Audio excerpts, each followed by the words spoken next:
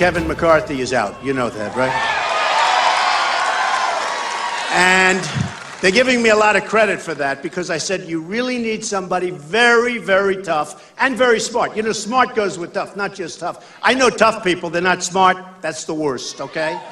That's the worst. You got to be smart. Every time we believe Donald Trump has gone as far as any bellowing bluster of political bifurcation can muster, the man chews it up and spits out even more showtime and warms the cockles of odds makers' hearts everywhere, especially in Las Vegas, where a lot of those stealing money legally in the books are banking on taking plenty of public jing with bets on his winning the presidency. Trust me. Fittingly enough, the Trump train was in Lost Wages yesterday with a performance straight out of the Cirque du Soleil playbook. So let's dig in on what he did not do and what did not stay in Vegas with Republican strategist and professor at Georgetown University, Bradley Blakeman. All right, Brad, let's take the gloves off. This is it. Let's just say it right out loud. This is a train wreck. America looks at it. It's the accident on the side of the road, and we just can't get enough. We want to see how many people are hurt. We want to see who's stopping to check it out. Yes? Yeah, and you know what? We go off the off-ramp, come around, and come back several times. And this is what's happening: is it's one train wreck after the other. And what we're trying to figure out is when will the final act be? And we want to be there for the final act. We want to say we saw the final act, the closing curtain come down. Unfortunately, we're not there yet. And the more controversial he gets, the better he likes it. The question is, how much will the public like it? See, now there it is. The more controversial he gets. We always talk about a line. No matter who you are as a politician, individual, whatever, there is a line that you don't cross.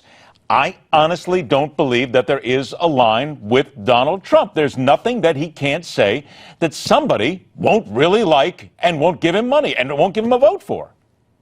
Well, you know, they're not giving him money because they're not giving him the kind of money that makes a difference. The question is, how much of his own money is he going to put up? And we know from the disclosures, he spent $2 million to get $50 million in publicity. This is an all-earned media show. He has no staff. He has no infrastructure. And you can't win without dipping into your own pocket if you're a self-funder to create the accoutrements necessary for victory, and that's get out the vote. But you and I keep saying it. You say it, I say it, others say it as well. Donald Trump can't win. Will never be president of the United States. It cannot happen. Yet he still leads the polls. He still has a comfortable margin in some places. He still is trending very well. So honestly, Brad, are you and I, are we the ones just blowing hot air?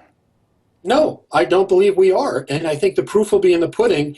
Are people going to be entertained enough to go in and vote for this guy? And I think the answer is no. And they had a telling panel the other day on television of all likely voters, Republicans in New Hampshire, some aligned to candidates and some not. And there wasn't a hand that went up at the end of the day that said, would you vote for Trump? Some had very nice things to say about him, but at the end, they just don't trust him. All right, now you used the word entertain. I think we have to talk about that. In his appearance in Las Vegas, this is probably my favorite moment of Donald Trumpdom so far, talking about his photo shoot with People magazine. And gee, what a shocker. How lucky are we that a woman, an Hispanic woman, right near the front of the crowd, had the magazine. Here it was. And is this a setup? Did I ever meet you before? Huh? I'm Hispanic and I vote for Mr. Trump. We vote for Mr. Trump. Yes, Mr. Trump. We love you. We love you. All the way to the White House. I swear to you, I think she's totally beautiful and great. I never met her before, I swear. I'm sorry. Look, I was born at night, but I wasn't born last night.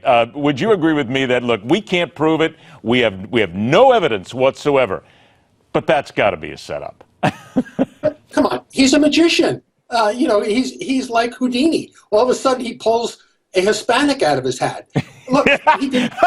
Wait a minute. I just want to stop right there. Here we go. We've now hashtag pulling Hispanic out of hat. I swear that's going to trend any day now. Beautiful, Brad. Nice job. I mean, he did the same thing the other day. I never met you before, to a woman who had his book. Look, the handlers see these people come in, and it's like gold. They put these people right up front. They probably tip Mr. Trump off, you know, whisper in his ear. Maybe he has an earpiece. I don't know. And they say, hit the Hispanic woman right up front. I mean, this is the kind This is the kind of trickery and showmanship I think that Trump becomes famous for. Well, I only got about a minute left, and let's get serious for a final shot here. He had one other thing to say that I thought was rather interesting, the comments that he made about Bowe Bergdahl. Here it was. We get Sergeant Bergdahl, and they get 5 of the biggest killers that they've wanted more than any people for years. They've been trying to get these 5 killers, and they're all now back on the battlefield. And we've got Bergdahl, and yesterday I heard he probably won't even serve any time, and 30 years ago he would have been shot. Not quite sure he absolutely would have been shot. There is this thing called the Military Court of Justice, and while I'm not going to stand up for Bowe Bergdahl because we still don't know all the answers here yet, you got to admit it's a little bloodthirsty sometimes the way the Trumpster goes after people.